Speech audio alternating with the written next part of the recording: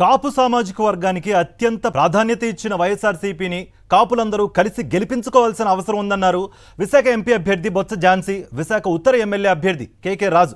విశాఖలోని బిర్లా జంక్షన్లో జరిగిన కాపు సామాజిక వర్గం ఆత్మీయ సమావేశంలో వారు మాట్లాడారు. విశాఖ మహానగరంగా అభివృద్ధి చెందాలంటే, పరిపాలనా రాజధానిగా ఎదగాలంటే వైఎస్ జగనే మరోసారి ముఖ్యమంత్రి కావాలని ఆకాంక్షించారు. ఉత్తరాంధ్రకు తీరని అన్యాయం చేసిన చంద్రబాబుకు ప్రజలు తగిన బుద్ధి చెప్పాలని పిలుపునిచ్చారు. ద్రోహం చేసింది, అన్యాయం చేసింది చంద్రబాబు నాయుడు గారు. అది ఏ విధంగా అంటే ఒకసారి పెద్దలు చాలామంది ఉన్నారు, ఆలోచన చేయండి.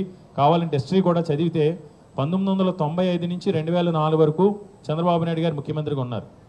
95లో ఎన్టీ రామారావు గారు గెలిచిన తర్వాత 95 వరకు ఎన్టీ రామారావు గారు ఉన్నప్పుడు కొద్దో గొప్ప వికేంద్రీకరణ జరిగేది అభివృద్ధికి సంబంధించి. 95లో జరిగిన ఒప్పందం ఏంటంటే చంద్రబాబు నాయుడు ముఖ్యమంత్రి అవడం కోసం చేసుకున్న ఒప్పందం ఫిల్మ్ ఇండస్ట్రీలో ఉన్న కమ్మ సమాజ వర్గానికి సంబంధించిన వేలాది ఎకరాలున్న భూస్వాములన్నీ కూడా ఎన్టీ రామారావు గారిని దించి ఈయన ఎన్టీ రామారావు గారు వైజాగ్ డెవలప్మెంట్ అంటున్నాడు, తిరుపతి డెవలప్మెంట్ అంటున్నాడు, కర్నూలు డెవలప్మెంట్ అంటున్నాడు.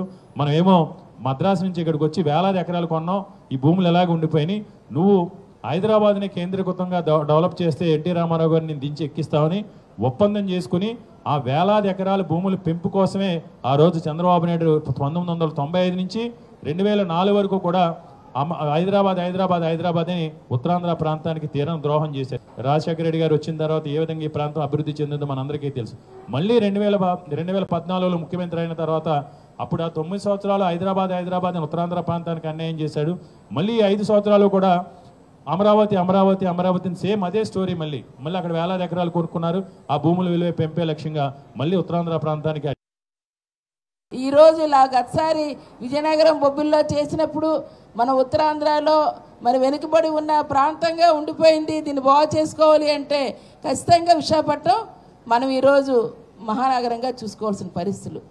అటువంటి పరిస్థితులు మనకు కావాలంటే ఈరోజు ఖచ్చితంగా మనం ఈ ప్రాంతాన్ని మనం ఆ విధంగా తెచ్చుకోవాలంటే మన పిల్లల భవిష్యత్తు బాగుండాలంటే ఇప్పుడు జరుగుతున్న అనేక కార్యక్రమాలు అవి కొనసాగాలంటే ఆ విధంగా మన పిల్లల భవిష్యత్తు వీళ్ళ విద్యలోని చూసుకుంటే రాజశేఖర రెడ్డి గారు ఉండేటప్పుడు స్కాలర్షిప్లు ఇంటర్మీడియట్ నుంచి ఇచ్చేవారు.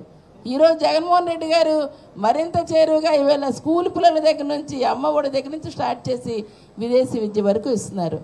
ఎంతమంది మరి ఇట్లాంటి కార్యక్రమాలు గతంలో ఇప్పుడు మనం చూడనివి మళ్ళీ ఇలాంటివి కొనసాగాలి, మన పిల్లల చదువులు పూర్తి అవ్వాలి, ఇంకెంతమంది చదవాలి అంటే ఖచ్చితంగా ఇవాళ మన జగనన్న రావాలి అని సరే దాన్ని ఉండాలి.